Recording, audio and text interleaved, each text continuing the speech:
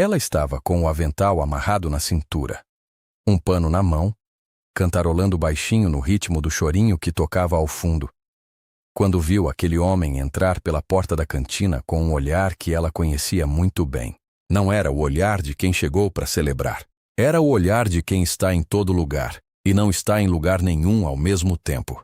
Era o olhar de quem está vivo, mas não está presente. De quem respira, mas não sente o ar. E naquele momento, sem que ela tomasse uma decisão consciente sobre isso, algo dentro dela decidiu que aquela noite não ia terminar sem que ela fizesse alguma coisa. O que ela não sabia era quem estava sentado naquela mesa. E o que ia acontecer em seguida mudaria a vida dos dois de formas que nenhum dos dois teria conseguido imaginar naquela terça-feira de dezembro em Maceió. Mas antes de entrar nessa história de verdade, me responde uma coisa nos comentários agora. Você já olhou para um desconhecido e sentiu que aquela pessoa estava carregando um peso que ninguém mais estava vendo? Não o peso que aparece nos jornais. Não o sofrimento declarado que a pessoa usa como cartão de apresentação. Mas aquele peso silencioso, invisível, que só aparece nos olhos de quem sabe o que procurar. Conta aqui embaixo, porque é exatamente sobre isso que essa história fala. E se você curte histórias que chegam fundo, que falam de gente de verdade vivendo coisa real, que te deixam pensando depois que acabam, deixa o like agora antes de esquecer. E se inscreve no canal, porque o que está por vir aqui você não vai querer perder. Agora, vamos do começo. Ana Beatriz tinha 28 anos e uma luz própria. Isso é o tipo de coisa que as pessoas falam sobre certas pessoas. E parece exagero. Parece poesia barata ou elogio de alguém que gosta demais da outra. Mas no caso dela era literalmente verdade. E qualquer um que tivesse entrado na cantina da Rafaela nos 4 anos em que ela trabalhou lá teria confirmado sem precisar pensar muito. Era o tipo de presença que você nota antes de ver o rosto. O tipo de alegria que não precisa de motivo para existir e que não some quando a vida aperta. Porque não veio de fora para começar. Ela sorria para clientes que nunca haviam sido simpáticos com ela. Se lembrava do nome das pessoas na segunda visita. Sabia o prato certo a sugerir para quem ficava olhando para o cardápio sem decidir. E cantarolava no ritmo da música que tocava na noite como se estivesse sozinha num quarto que ela amava. A cantina da Rafaela ficava no coração de Maceió, estabelecimento aconchegante com mesas de madeira, guardanapos de tecido colorido e o cheiro permanente de moqueca e tempero caseiro que vinha da cozinha desde antes de abrir a porta de manhã. Cozinha que era comandada por Manuel, 60 anos, mãos calejadas de décadas no fogão, tio de Rafaela, e a figura paterna mais próxima que Ana Beatriz havia encontrado na cidade. Manuel via em Ana a filha que nunca teve. Sem precisar dizer isso em voz alta, porque o jeito dele olhar para ela já dizia tudo. E o jeito de defender o trabalho dela quando alguém reclamava injustamente dizia o resto. Rafaela lembrava de tudo com uma nitidez que o tempo não havia diminuído. Lembrava da cara de Jurema quando Ana se aproximou da mesa. Lembrava do silêncio que caiu sobre o salão quando Paulo se levantou. Lembrava de ter ficado parada no corredor entre a cozinha e o salão, incapaz de ir para nenhum dos dois lados, só olhando. Ela havia ficado com medo naquele momento. Com medo de que aquele gesto de Ana custasse o emprego dela, a reputação da cantina, o relacionamento com aquele grupo de clientes que Rafaela havia passado semanas conquistando. Mas havia ficado em silêncio porque havia algo na forma com que Ana caminhava em direção àquela mesa que era impossível interromper. Era a forma de quem está absolutamente certo do que está fazendo, mesmo sem saber ainda o que vai acontecer depois. Tem algo que essa história nos obriga a pensar sobre solidão. A solidão de Paulo Barbosa não era a solidão de quem não tem ninguém. Era a pior versão de solidão, que é a de quem está cercado de gente o tempo todo e se sente completamente só entre elas. Tinha executivos, tinha assistentes, tinha reuniões, tinha agenda que não deixava espaço para parar. E tinha a ausência de Eliana preenchendo cada silêncio entre os compromissos com uma qualidade de vazio que ele havia aprendido a não deixar aparecer em público. Porque aparecendo em público ele virava manchete diferente. Virava vulnerabilidade num mundo que pune vulnerabilidade em homem com poder. Então ficava guardado, cada dia mais fundo, até que uma garçonete de Maceió com um pano na mão percebeu que todo aquele entorno não havia conseguido perceber em 2 anos. Existe um tipo de encontro que a gente não planeja e não se prepara para ter, que aparece num dia comum, no meio de uma rotina que você poderia fazer de olhos fechados, e te deixa diferente do que você era antes de ele acontecer. Não diferente de forma dramática e visível para todo mundo, diferente por dentro, naquele jeito sutil em que as coisas importantes mudam a gente, que é silencioso e permanente ao mesmo tempo. Ana Beatriz e Paulo Barbosa tiveram esse encontro num terça-feira de dezembro numa cantina em Maceió, com cheiro de moqueca no ar e pandeiro no fundo. E os dois ficaram diferentes. Ela, porque encontrou num estranho a confirmação de que o que ela fazia com o coração tinha peso real no mundo. Ele, porque encontrou num estranho a lembrança de que ainda era possível sentir o chão debaixo dos pés. Tem uma coisa sobre o jeito de Ana Beatriz trabalhar que quem passava pela cantina uma vez não esquecia. Ela não tratava o trabalho como obrigação que precisa ser cumprida até a hora de ir embora. Tratava como presença. Cada mesa era uma pessoa ou um grupo de pessoas com uma história naquela noite específica, e ela tinha a capacidade rara de perceber qual era essa história sem precisar perguntar. Quem estava comemorando algo? Quem estava tendo uma conversa difícil? Quem tinha chegado triste e precisava sair um pouco menos? Ela atendia a todos com a mesma atenção, mas de formas completamente diferentes. E isso era o dom que nenhum treinamento de serviço ensina. Para Ana Beatriz, aquela cantina era muito mais do que um emprego. Era o lugar onde ela se reconhecia, onde a alegria era a única regra que não tinha exceção e não precisava de justificativa. Os olhos dela brilhavam de um jeito que fazia as outras pessoas sorrirem sem saber exatamente por quê. E ninguém que a via trabalhar imaginava que aquele sorriso tinha sido construído sobre uma vida que nem sempre foi gentil. Ana havia crescido com pouco. Havia perdido a mãe para o câncer 2 anos antes. Havia aberto mão de uma carreira como enfermeira que estava tomando forma para voltar para casa e cuidar dela no período mais difícil. Havia feito aquilo sem reclamar, sem esperar reconhecimento, sem guardar mágoa de uma vida que parecia ter dado a canelada na hora errada. Em algum momento difícil que só ela sabe qual foi exatamente, Ana Beatriz havia tomado uma decisão. A amargura não ia ter morada no coração dela, independentemente de qualquer coisa que viesse depois, independentemente do que já tinha vindo antes. Essa não era ingenuidade, não era a postura de alguém que não entende que o mundo pode ser cruel. Era uma escolha feita com consciência e mantida com esforço todos os dias, que é completamente diferente. Naquela noite específica em dezembro, o movimento na cantina estava bom. A música estava boa. O ar tinha aquele cheiro de coentro fresco misturado com pimenta de cheiro que Manuel usava como assinatura em tudo que saía da cozinha. Do tipo de cheiro que faz as pessoas fecharem os olhos por um segundo quando entra pelo nariz e deixa uma memória. Foi Manuel quem mandou chamar Ana antes do serviço intenso começar. Ela entrou na cozinha sentindo o calor que emanava dos caldeirões de barro e viu o cozinheiro mexendo com aquela concentração serena de quem faz aquilo há décadas e ainda trata cada panela como se fosse a primeira vez. O senhor me chamou, seu Manuel. Ele limpou as mãos no avental e a olhou com uma expressão que ela só conseguiu classificar depois de entender tudo. Era confiança misturada com mistério. Hoje teremos um grupo muito especial no salão reservado. Ele disse. São 10 pessoas. A Rafaela garantiu que são clientes de extrema importância. Quero você cuidando deles pessoalmente, sem intermediários. Sei que você tem o tato certo. Ana sentiu a curiosidade beliscar com uma pontada. A cantina raramente recebia eventos privados durante a semana e o tom de Manuel dizia que não era reunião de família nem comemoração de aniversário. O senhor sabe quem são eles? Manuel deu de ombros e voltou os olhos para o guisado que fervia com a calma de quem tem todo o tempo do mundo. Não sei os nomes, mas a Rafaela disse que tudo precisa estar perfeito. Cuide com o coração, Ana, mas preste atenção em cada detalhe, da temperatura do vinho ao tempo de espera. Você já sabe como é. Ana voltou para o salão e preparou o espaço reservado como preparava tudo. Com cuidado total nos detalhes que parecem pequenos, mas não são.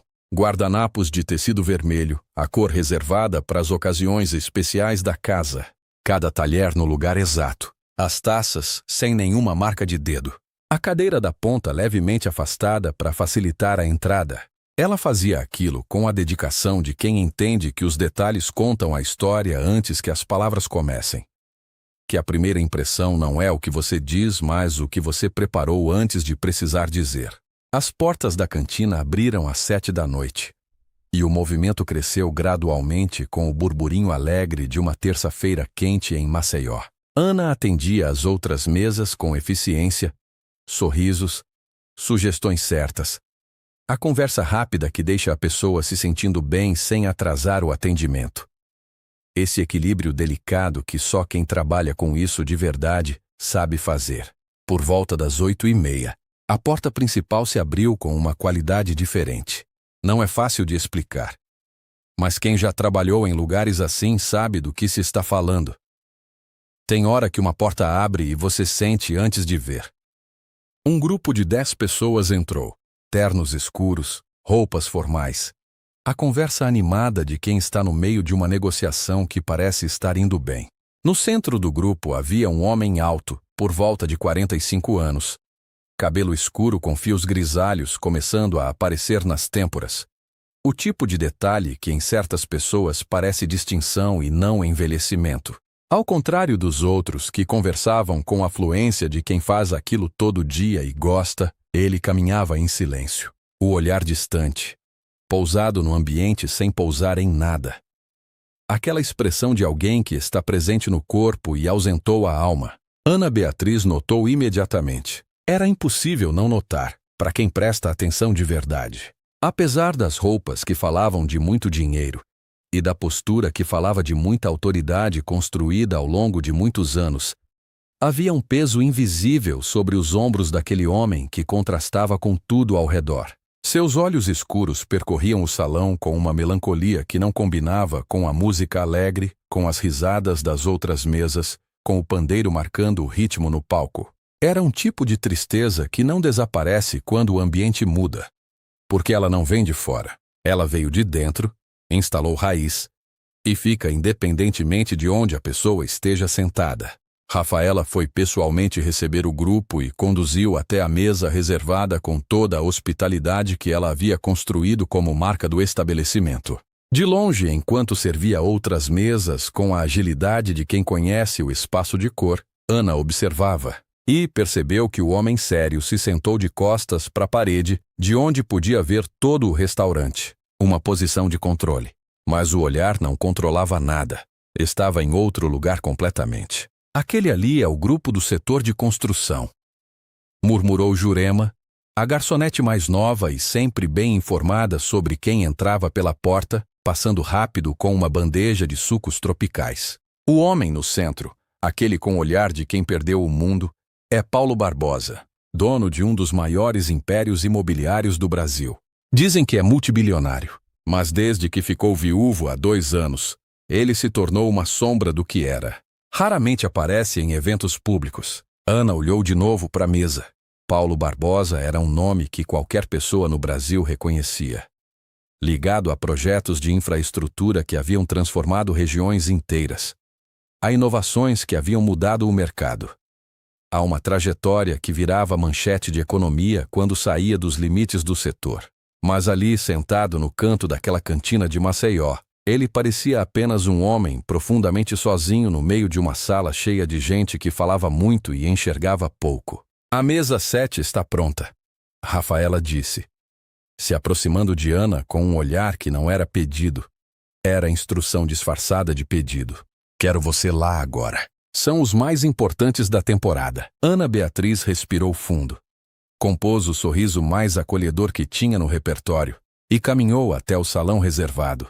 Enquanto se aproximava, as conversas sobre investimentos, terrenos, percentuais, prazos e cláusulas chegavam ao ouvido dela com aquela temperatura fria que certos assuntos têm quando as pessoas estão falando de números e não de pessoas, mesmo quando as pessoas estão no centro de tudo.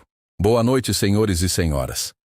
Ela disse com a voz suave e firme que era só dela, e que tinha a qualidade rara de soar calorosa sem soar fabricada. Sejam muito bem-vindos. Meu nome é Ana Beatriz e será uma honra atendê-los esta noite especial.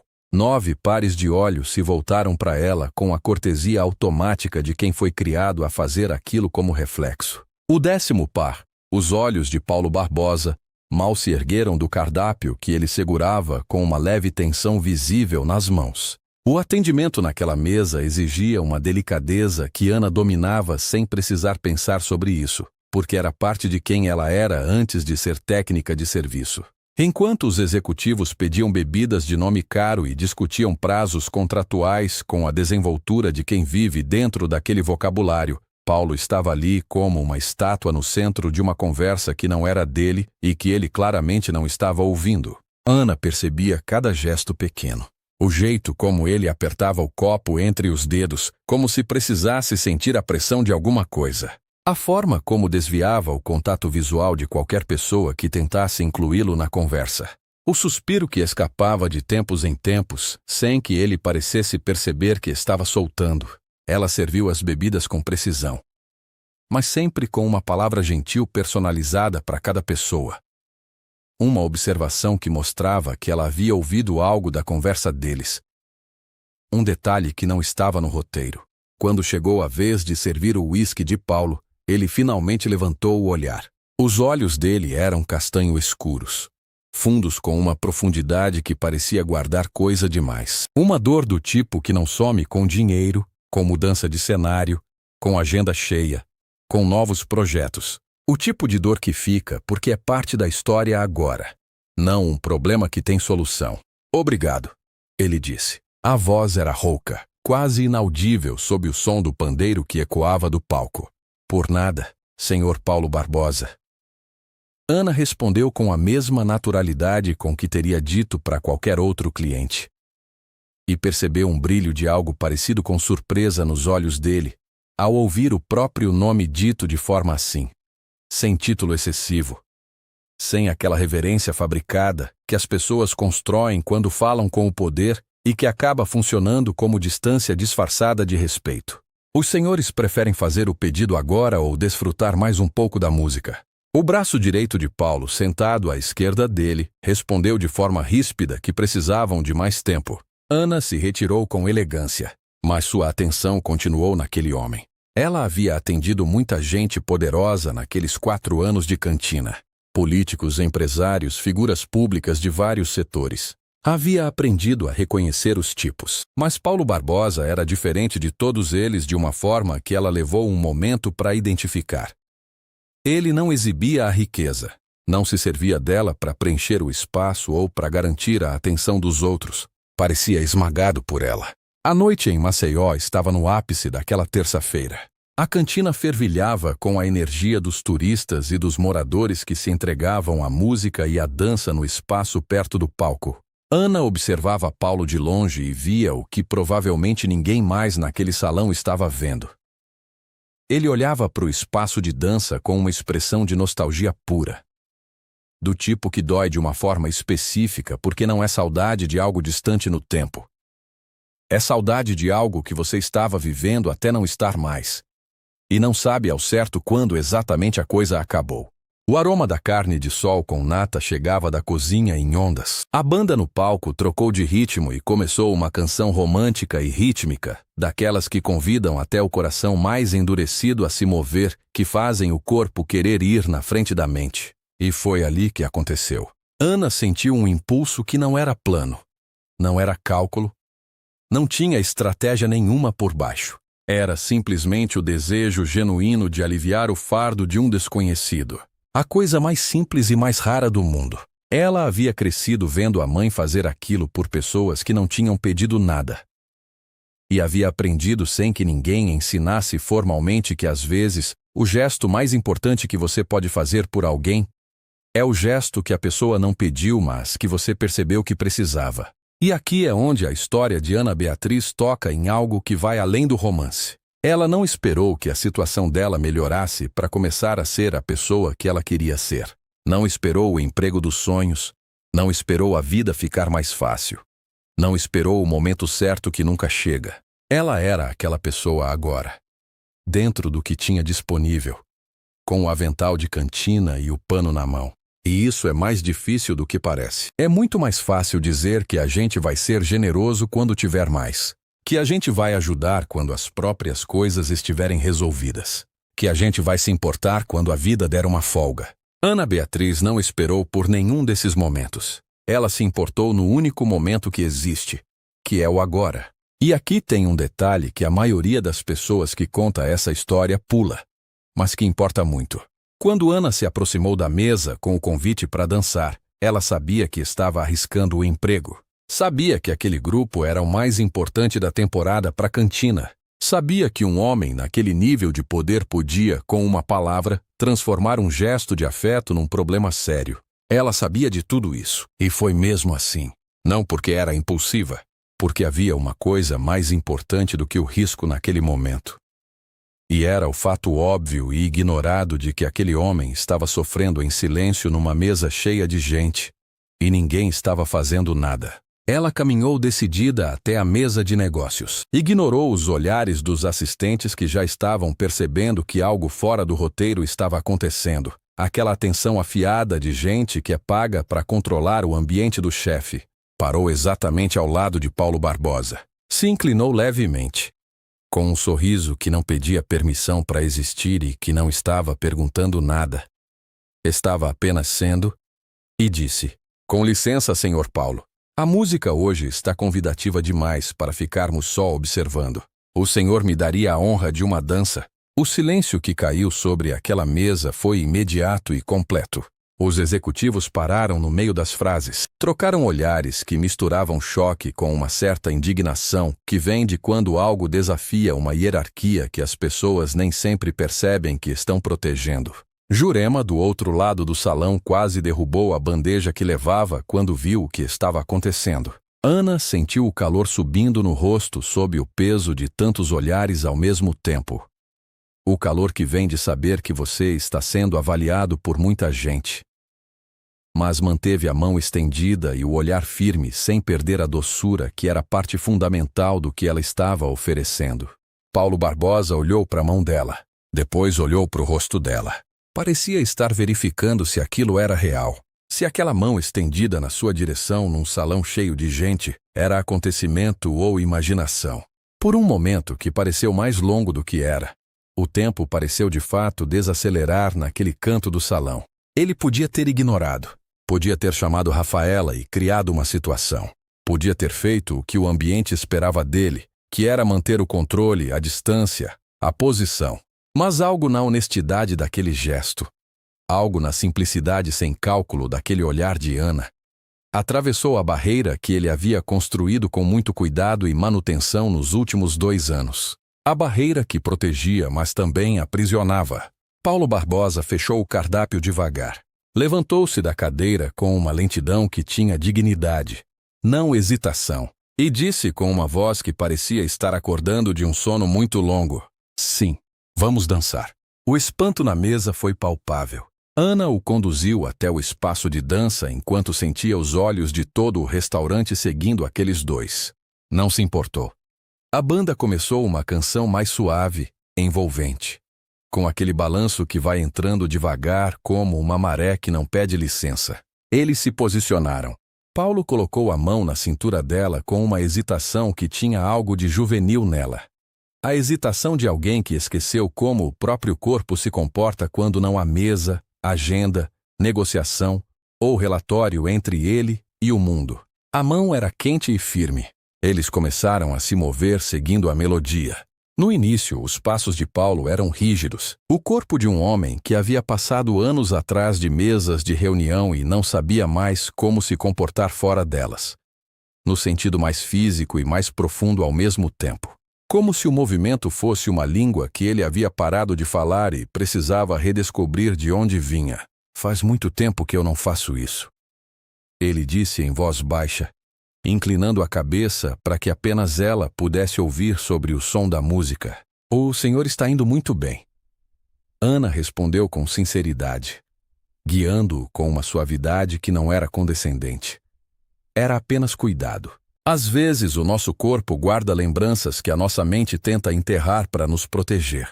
Basta deixar o ritmo levar. O corpo sabe o caminho mesmo quando a gente acha que esqueceu.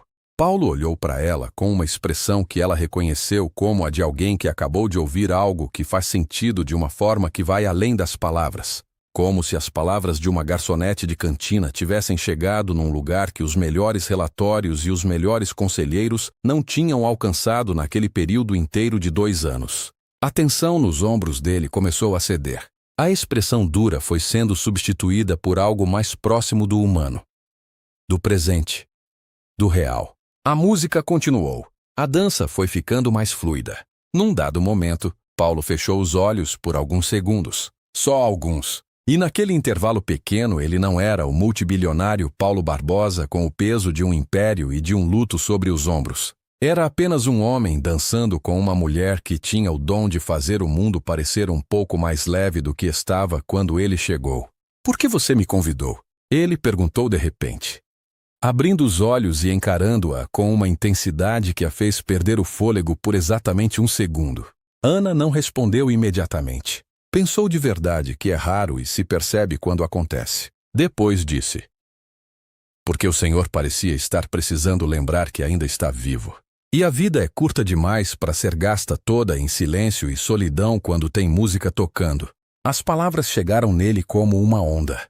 Ele parou de se mover por uma fração de segundo, impactado pela franqueza de uma pessoa que não sabia quase nada sobre a história dele, mas que havia enxergado exatamente o que estava se passando por baixo de toda a armadura. Depois retomou o passo, desta vez com uma presença mais inteira, com os pés mais no chão. "Meu nome é Paulo Barbosa." Ele disse então com uma formalidade que soou quase engraçada dado o contexto, como alguém se apresentando no meio de uma dança que já está acontecendo. "Eu sei." Ela sorriu. "Sou Ana Beatriz. É um prazer conhecê-lo fora dos jornais." Paulo riu. Um som curto, genuíno que saiu antes que ele pudesse decidir se ia sair. Os executivos na mesa, que acompanhavam de longe com expressões que não cabiam em nenhuma categoria conhecida de reação profissional, arregalaram os olhos. O homem, que não sorria há 2 anos, estava compartilhando uma risada com a garçonete da cantina que havia tido a audácia de se aproximar sem nenhum aviso.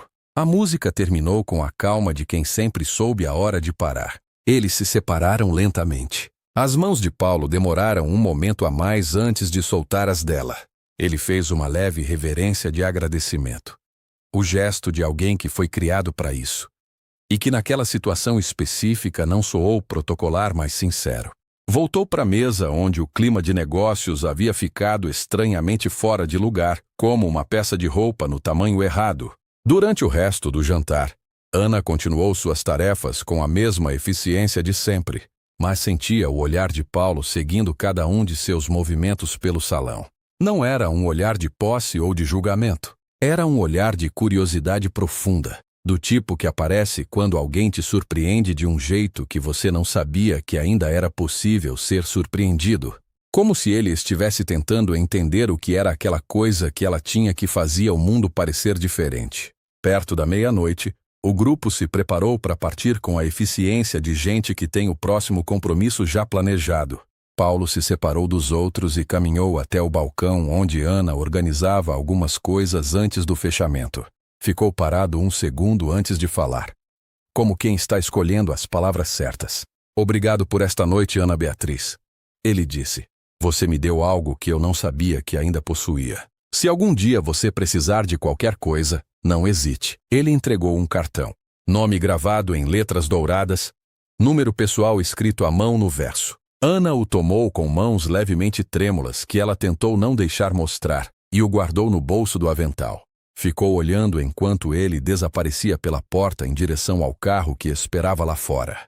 Naquela noite, no seu apartamento pequeno, limpo e cheio das plantas que ela cuidava como se cada uma fosse um compromisso, Ana Beatriz ficou acordada mais tempo do que deveria. O encontro não saía da cabeça, mas não da forma que ela esperaria. Não pela impressão de quem havia tocado poder, pela impressão de quem havia tocado dor. Pela imagem de Paulo fechando os olhos naquela dança por 3, 4 segundos, como se aquele momento fosse o único do dia em que ele havia conseguido descansar de verdade. No dia seguinte, A rotina começou às 6 da manhã, como sempre. Mas o cartão no bolso do uniforme tinha uma presença nova, como quando você coloca algo num lugar do quarto e de repente percebe aquele canto o tempo todo. Na cantina, os colegas não paravam de comentar. Jurema havia dormido pensando nisso e acordado querendo contar para todo mundo que ainda não sabia. Rafaela chamou Ana para um café rápido antes de abrir e a olhou com uma mistura de orgulho e cuidado que só as pessoas que realmente gostam de você conseguem ter ao mesmo tempo. Tome cuidado, Ana. Ela disse com a voz de quem não está querendo estragar nada, só nomeando o que a amizade obriga a nomear. Homens como Paulo Barbosa vivem num mundo onde tudo tem preço de etiqueta ou preço oculto. Não deixa que ele transforme a sua alegria num troféu que fica na prateleira da casa dele. Ana sorriu de um jeito que dizia "eu ouvi" e ao mesmo tempo dizia "eu estou bem. Não se preocupe, Rafa. Eu sei quem eu sou e sei onde estão os meus pés." E era verdade, que era a parte mais importante. A leveza de Ana não vinha de ingenuidade ou de não entender como o mundo funciona. Vinha de clareza, de saber o que tinha valor e o que não tinha, de uma forma que não era abalada pelo tamanho do carro de ninguém, nem pela quantidade de zeros no saldo bancário de quem quer que fosse. Por volta do meio-dia, um homem de terno preto com a postura de quem é treinado para ocupar o mínimo de espaço possível enquanto transmite presença máxima, entrou na cantina e se dirigiu diretamente até ela. "Senhorita Ana Beatriz, sou Roberto, assistente pessoal do Sr. Paulo Barbosa. Ele solicita a sua presença para um almoço hoje às 13 horas. Ana ficou parada por um segundo processando. "Mas eu estou em horário de trabalho. Não posso simplesmente." Roberto estendeu um envelope antes que ela terminasse. O Sr. Barbosa já conversou com a Sra. Rafaela. Todas as horas de sua ausência foram devidamente compensadas. Ele está esperando. Ana olhou para o envelope. Olhou para a cozinha, onde Manuel mexia algo com a concentração serena de sempre, e tomou uma decisão. Correu para o vestiário, trocou o uniforme pelo vestido de algodão azul celeste que guardava para ocasiões que não aconteciam todo dia, soltou os cachos que o coque do trabalho segurava, passou um brilho nos lábios sem ter tempo para mais nada. Roberto a conduziu até o carro que esperava na porta. No trajeto, Ana olhava pela janela as belezas da própria cidade que a gente às vezes esquece de ver quando está sempre de avental e sempre correndo. Perguntava-se o que aquele homem queria de verdade. Não no sentido que a malícia coloca na pergunta, mas no sentido genuíno de quem estava tentando entender.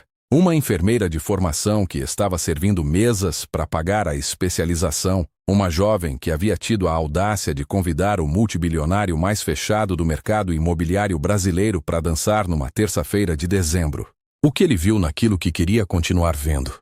O restaurante em Pajuçara era sofisticação discreta, com vista para o mar esmeralda de Maceió e plantas tropicais criando uma intimidade no jardim de inverno onde a mesa estava posta. Paulo já estava lá quando Ana entrou, e se levantou imediatamente quando a viu chegar. Um gesto de cavalheirismo que ela não havia esperado e que não passou despercebido. "Obrigado por vir", ele disse, indicando a cadeira à frente. "Eu temia que você pudesse achar o convite invasivo." Ana se sentou tentando manter a respiração no ritmo que ela queria, que era o de alguém tranquila. Não o de alguém que estava sentindo o próprio coração mais rápido do que o normal. "Confesso que fiquei surpresa. Não é todo dia que sou buscada em carro blindado para almoçar com um dos homens mais ricos do país." Paulo deu um sorriso triste, do tipo que aparece quando a pessoa reconhece algo sobre si mesma que não é exatamente prazeroso de reconhecer. Pediu para o garçom trazer o menu de degustação e depois disse, sem preâmbulo: "Esqueça os títulos por hoje. Quero conversar com a mulher que teve a audácia de me tirar para dançar quando eu estava no fundo do poço." E foi isso que eles fizeram. Conversaram. Paulo falou sobre Eliana, a esposa que havia perdido 2 anos antes, uma arquiteta brilhante que havia sido sua parceira de vida e de trabalho por 15 anos, que entendia de projetos e de pessoas, que havia morrido num acidente trágico durante a supervisão de uma obra em Manaus. Ele falou com a dor controlada de alguém que já contou aquela história tantas vezes para si mesmo que as palavras saem num certo automático, mas cujo peso nunca diminuiu. Ana ouvia com a atenção plena de quem realmente quer entender, sem interromper, sem tentar ajustar. sem preencher os silêncios com frases de consolo que só existem para fazer quem consola se sentir menos desconfortável. O que Ana ouviu naquele almoço em Pajuçara foi mais do que a história de Paulo. Foi a estrutura de uma solidão que ela reconhecia, não porque havia passado pelo mesmo, mas porque havia ficado ao lado de alguém que passou. A mãe dela, nos últimos meses de tratamento, tinha aquela mesma qualidade de presença. Estava no quarto, mas estava em outro lugar ao mesmo tempo, num espaço que a dor criou e que as palavras não alcançavam. Ana havia aprendido naquele período a sentar ao lado do silêncio sem tentar preenchê-lo, a deixar que a presença fosse suficiente. Isso era o que ela havia trazido para a dança. Não técnica, não intenção, presença. Em troca, ela contou a própria história com a mesma honestidade com que havia abordado tudo até ali. Estudei enfermagem. Trabalhei 3 anos num hospital público e estava bem encaminhada, mas tive que deixar a profissão quando minha mãe adoeceu de câncer. Precisava de flexibilidade de horário para cuidar dela em tempo integral. E o hospital não tinha isso para dar. A Rafaela me acolheu na cantina e eu fui. Quando minha mãe se foi, há 2 anos, continuei lá para pagar a especialização em enfermagem pediátrica que estou prestes a concluir.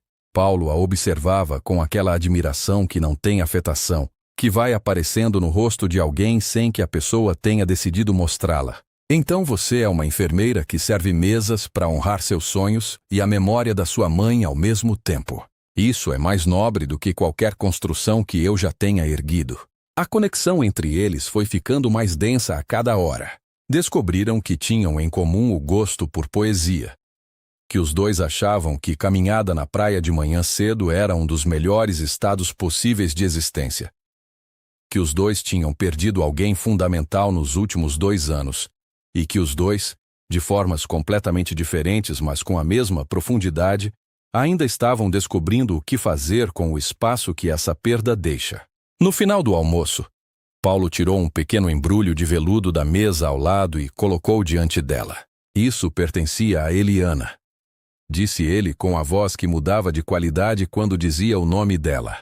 É um broche de prata em forma de borboleta. Ela dizia que borboleta é símbolo de transformação e renascimento. Ontem à noite, quando a gente dançou, eu senti que alguma coisa estava começando a se mover em mim de novo. Quero que você guarde isso como um sinal de gratidão real. Ana hesitou. Não pela hesitação de quem não sabe o que quer, mas pela hesitação de quem entende o peso do que está sendo oferecido. Olhou para o embrulho. Olhou para Paulo. A sinceridade nos olhos dele era do tipo que não se imita bem. Ela aceitou o presente sentindo uma responsabilidade que ela não saberia nomear exatamente, mas que era real. Nos dias seguintes, o contato com Paulo foi ficando frequente de forma natural. Mensagens que começavam num assunto e terminavam em outro. Telefonemas que duravam mais do que qualquer um dos dois havia planejado quando começou a discar. Uma amizade que estava se construindo no terreno mais sólido possível, que é o da honestidade. Sem nenhuma performance de nenhum lado.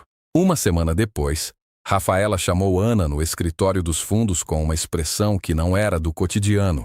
Recebi uma ligação da Fundação Barbosa de Saúde esta manhã, disse ela. Estão abrindo um programa inovador de clínicas móveis para crianças em regiões carentes de Olinda e do interior. Querem que você faça uma entrevista para a coordenadora de enfermagem do programa.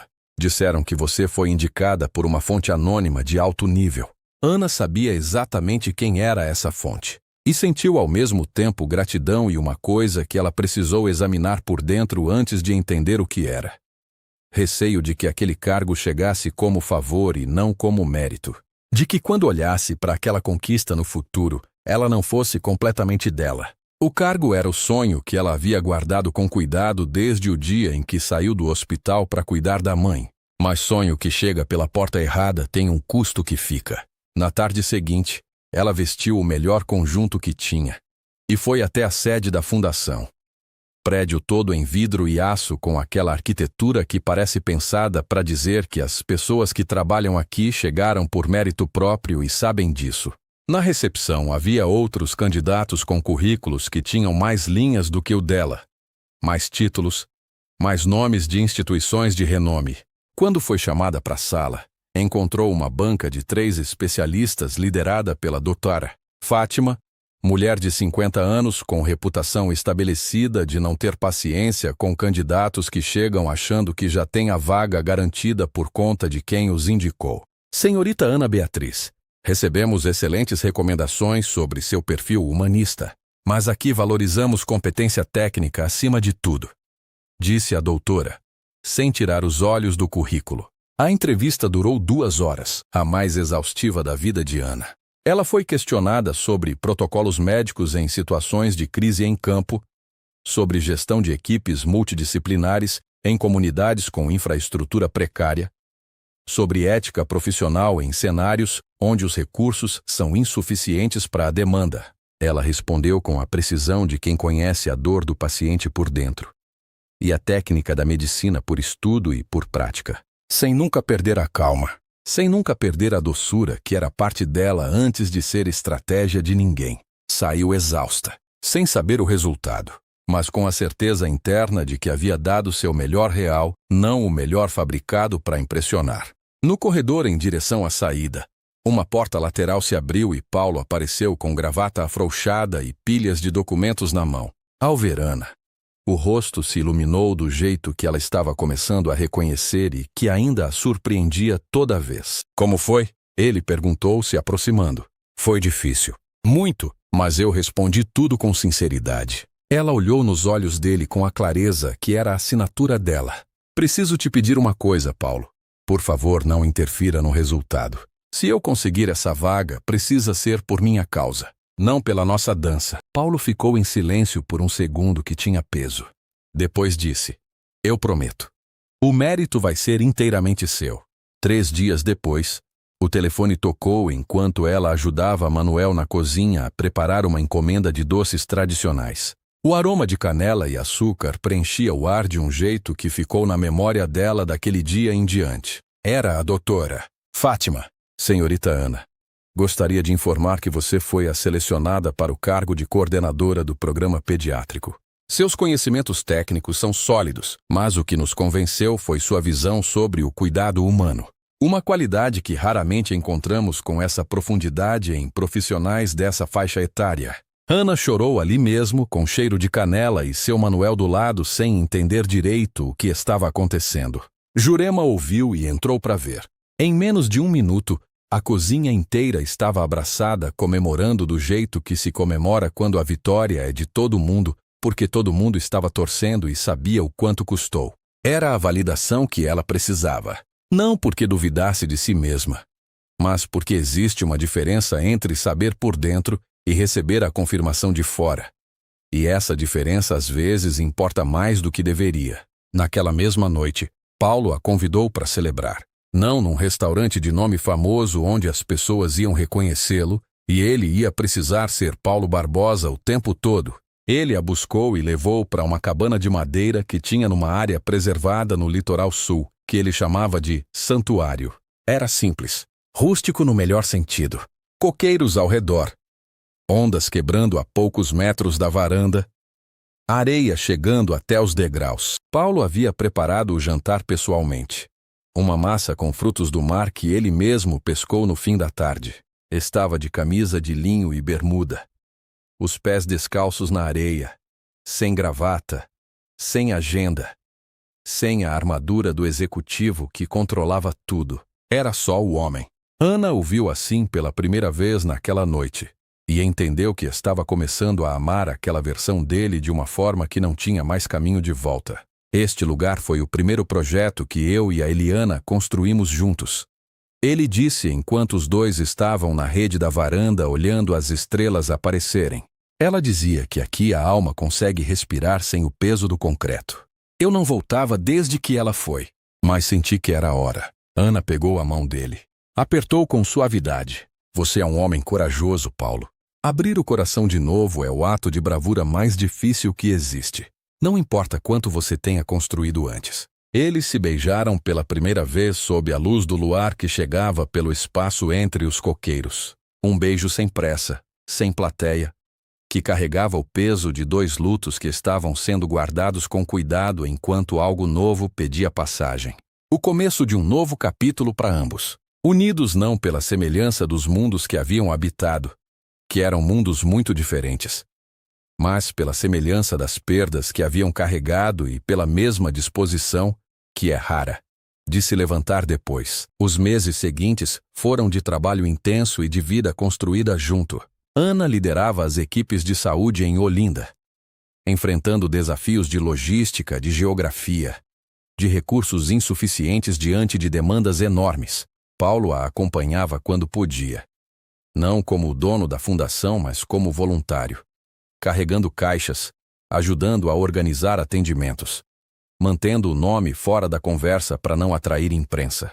Um Paulo que pouquíssimas pessoas haviam visto, que trabalhava de baixo para cima, com as mãos, sem holofote. Juntos o programa expandiu para o resto do Nordeste. Ana trazia a sensibilidade de quem cresceu perto da necessidade real e sabia olhar nos olhos de uma mãe com criança doente e ver a pessoa antes de ver o caso.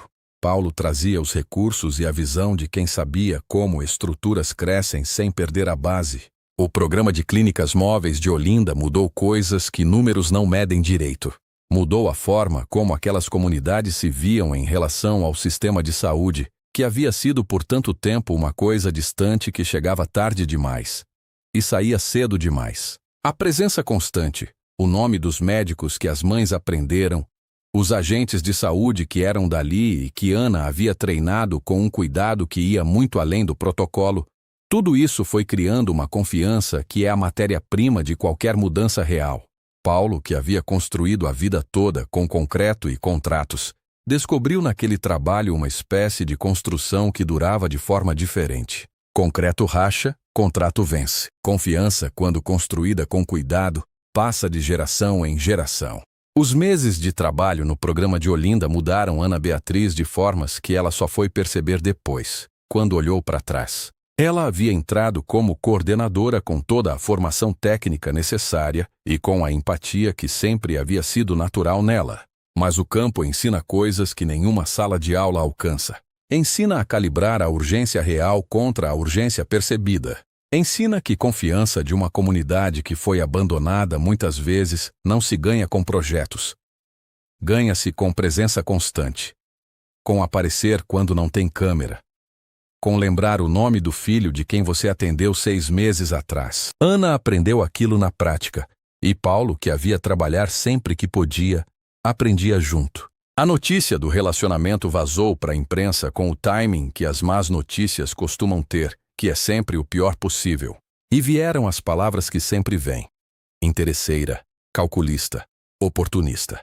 Ditas por pessoas que nunca haviam pisado numa cantina ou num corredor de hospital público. Paulo ficou com uma raiva limpa, a que nasce de injustiça real. Quis responder. Quis usar tudo que tinha para calar aquelas vozes. Ana o conteve. Deixa eles falarem. O nosso trabalho fala mais alto do que qualquer fofoca. Se eu me abalar com isso, estou dando a eles exatamente o que não merecem. Aquela resposta, calma e firme, sem postura de vítima e sem raiva de volta, aumentou a admiração de Paulo por ela de uma forma que ele não saberia medir. O evento beneficente na cantina da Rafaela foi o momento em que aquele ciclo se fechou com a beleza que as coisas têm quando se encerram no lugar certo. O lugar onde tudo havia começado, decorado com flores silvestres e luzes quentes. O aroma de moqueca preenchendo o ar de novo, a banda tocando, as pessoas certas no mesmo espaço. Num dado momento da noite, Paulo pediu a palavra. Subiu ao palco, chamou Ana para o centro do salão. Ela caminhou com aquela leveza que era só dela, sem saber o que estava por vir. Paulo se ajoelhou. Ana Beatriz, você me tirou para dançar quando eu estava perdido na escuridão. Você me ensinou que a riqueza verdadeira não está no que acumulamos, mas no que distribuímos. Você é o meu renascimento, a minha borboleta. Você aceita se casar comigo e continuar este baile pela vida inteira? O salão inteiro ficou em silêncio por um segundo. Depois Ana disse sim, sonoro, claro, sem hesitação. E a cantina explodiu numa salva de palmas que Manuel, chorando sem esconder, nunca esqueceu. O broche de borboleta que Paulo havia dado a Ana ficou no peito dela nos dias mais importantes da vida deles, na formatura da especialização, no primeiro dia no cargo da fundação, Na cerimônia do casamento. Na inauguração do hospital. No dia em que soube da gravidez. Ela nunca havia pensado muito em símbolos antes disso, mas havia algo naquele objeto específico que ela não saberia explicar. E que não precisava explicar. Era a memória de alguém que havia existido e importado. Transformada num presente que havia chegado no momento de uma transformação. Eliana, a primeira. Ana, a segunda. A borboleta, no meio das duas. Dizendo que transformação não é traição do que foi. É continuação do que ainda pode ser. Manuel, nos anos que se seguiram, contava essa história para todo mundo que estava disposto a ouvir. E com cada repetição ela ganhava um novo detalhe que ele havia lembrado, ou talvez inventado, mas que sempre soava verdadeiro. Dizia que naquela noite, quando Ana voltou para a cozinha depois da dança, ele estava olhando pela janelinha que dava para o salão e viu o homem triste voltar para a mesa com um jeito diferente nos ombros. Não completamente diferente, mas 1 grama mais leve.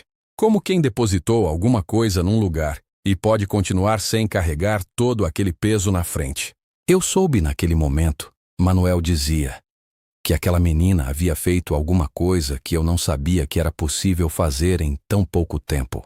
O casamento aconteceu 6 meses depois na cabana de São Francisco, com os pés de ambos na areia e o mar ao fundo. Cerimônia íntima, sem ostentação, com as pessoas certas. Ana usava um vestido de renda renascença feito por artesãs de Olinda. No lugar de presentes, o casal pediu doações para o hospital pediátrico. 1 ano depois, o hospital foi inaugurado.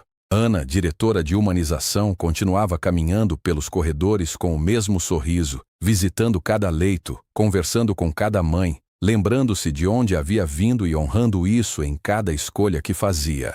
E numa manhã de verão, Ana descobriu que estava esperando o primeiro filho do casal. A pequena Eliana Rosália nasceu na primavera com a luz da mãe e a determinação do pai. Cresceu amando mais do que qualquer outra coisa ouvir a história de como os pais se conheceram. E quando ouvia, ficava sempre no mesmo ponto esperando a mesma parte. A parte da dança. Conta de novo, mãe. A parte da dança. Quando Eliana Rosália tinha uns 6 anos, num dia de chuva no Nordeste, ela perguntou para a mãe o que é solidão.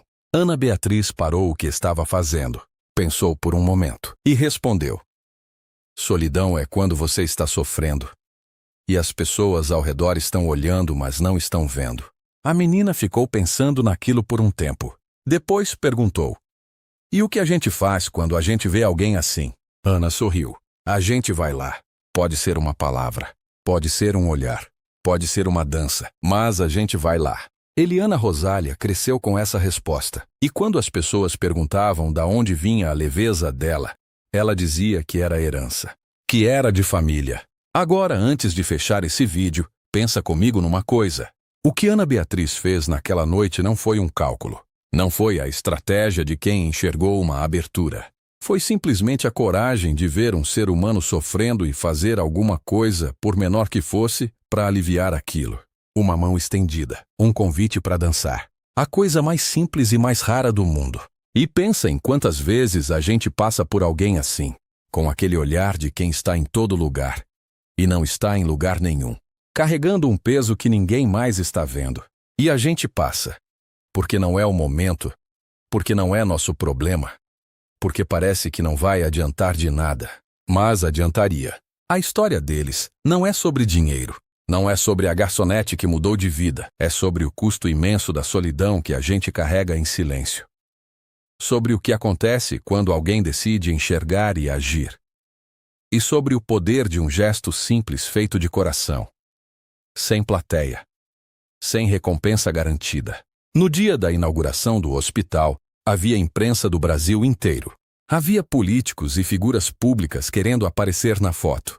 Havia a equipe da fundação toda reunida. Anos de trabalho chegando num ponto que tinha forma e endereço e paredes e salas de atendimento. Ana Beatriz caminhou pelos corredores antes da cerimônia começar. Sozinha. Com aquele jeito de andar que não mudou desde a cantina. Parou num dos quartos de internação. Olhou pela janela que dava para o jardim que já estava plantado e ficou assim por um momento. Pensou na mãe.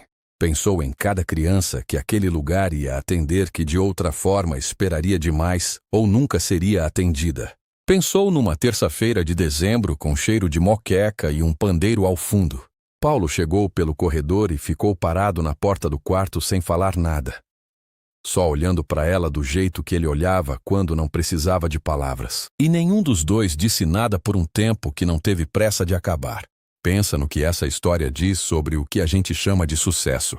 Paulo Barbosa havia construído um império. Havia erguido prédios que mudaram o horizonte de cidades inteiras. Havia criado empregos. Havia inovado num setor que a maioria das pessoas acha que não tem muito mais onde inovar. Por qualquer métrica que o mundo usa para medir, ele era um homem de sucesso absoluto.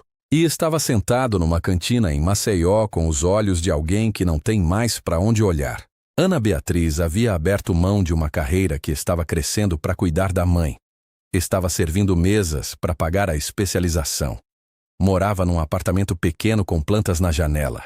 Por qualquer métrica que o mundo usa, ela estava na contramão. E estava inteira. Estava presente. Estava viva de um jeito que o outro não estava conseguindo estar. Isso não é uma lição contra o sucesso. É uma pergunta sobre o que a gente inclui nesse cálculo quando monta a conta. E essa história fica aqui para você hoje porque às vezes a gente precisa de um lembrete. De que os gestos simples têm peso real. De que enxergar o outro não é fraqueza. É o ato mais poderoso que existe.